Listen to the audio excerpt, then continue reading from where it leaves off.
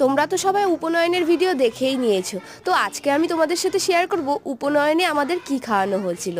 তো পরের দিন আমাদের খাওয়ানো ছিল, তো দেখতেই পাচ্ছ যার উপনয়ন হচ্ছে সেইখানে খেতে বসছে, আর আমরা এখানে রেডি হয়ে চলে যাচ্ছি নিমন্ত্রণ খেতে।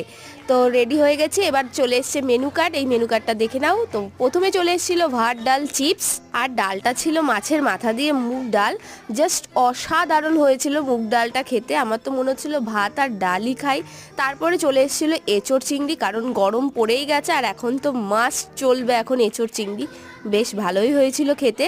তারপর চলে এসেছিলো বড় বড় পাবদা মাছের ঝাল, তো এটাও বেশ দারুণই হয়েছিল খেতে। প্রথমে আমি খেয়ে দেখলাম বেশ ভালো আছে, বড় বড় সাইজের মাছ।